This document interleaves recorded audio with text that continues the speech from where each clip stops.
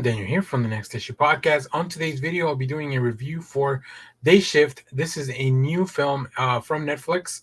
It is rated R with a runtime of an hour and 53 minutes. As of the recording of this video, the score on Rotten Tomatoes is 58% with an audience score of 59%. I would say it's pretty close, my score to both of those. I can definitely see why both the critics and the audience align on that. But let's talk a little bit more about the creative team and the synopsis of this, and then we'll get more into the review. This is directed by J.J. Perry, written by Tyler Tice and Shay Haddon. This movie stars Jamie Foxx as a hardworking blue-collar dad who just wants to provide a good life for his daughter. But his mundane San Fernando Valley pool cleaning job is just a front for the real source of income, hunting and killing vampires as part of an international union of vampire hunters. So the premise just overall sounds really fun. It gives me a lot of John Wick vibes, where the more we dig into that universe, the more things kind of like the more layers it is. Unfortunately for the movie, it did not hit on a lot of the spots that the John Wick franchise that they succeeded at. But we'll talk more about that in a minute. Let's talk a little bit more about the cast. This movie stars Jamie Foxx as Bud, Dave Franco as Seth, his partner in the union. Carla Sosa is our antagonist, is Audrey San Fernando. Snoop Dogg in one of his best roles. Big John Elliott, Natasha Louis Bordizzo as Heather. We have Megan Good as Jocelyn, who is Jamie Foxx's ex-wife. We have a really cool performance as well by Steve Howie and Scott Adkins, who portray the Nazarian brothers, who are also vampire hunters. So overall, this movie is fine. It's just fine. I think it has a really interesting and strong premise that it promises to deliver. I think the strongest part of the film is just really the actors that come to it, the characters that they've built, because unfortunately to me the story is just not very strong. It doesn't really build up on that world as you would want. I will say there's an action sequence towards the middle of the movie that was probably my favorite part of the movie, and then after that, unfortunately, the movie did not really stick the landing for me. I will say if you like any of these actors, you definitely want to check this out. I wasn't aware that Carla Sosa was in this film. I love her work in Home Economics. It's a sitcom on ABC. Really, really cool stuff. Very nice to see her here. One of the standouts of this movie is Snoop Dogg as Big John Elliott, who's like this legendary vampire hunter in this union. Really, really cool stuff. Always good to see Snoop killing it this time for real. And like I mentioned, once you hear the name Scott Adkins, you know you're going to have a really cool action sequence.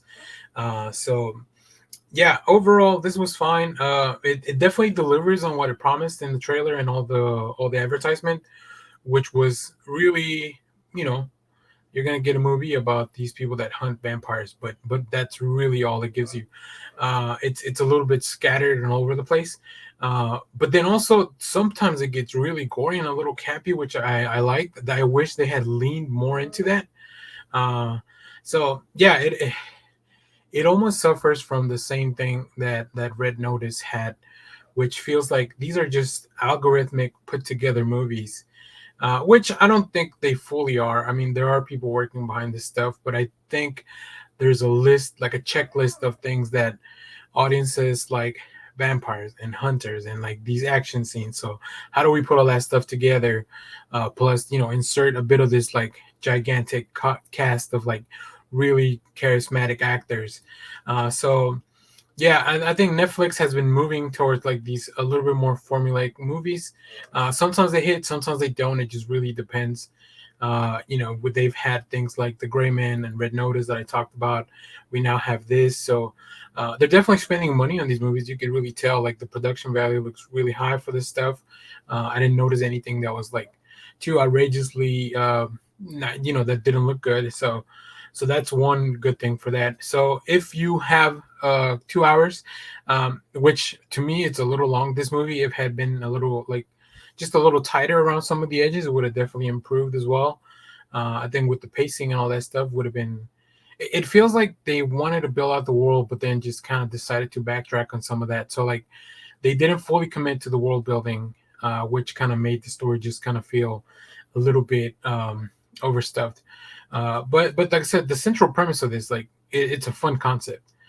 Jamie Foxx is a very charismatic dude, and like I said, I love Sosa in the role of the villain. So really cool stuff. There's definitely a little bit of a twist on these vampires. There's a little bit of mythology that also they kind of they throw out there, but they never elaborate on it. So like it's all these really cool ideas that never really fully come realized. So yeah, I don't know.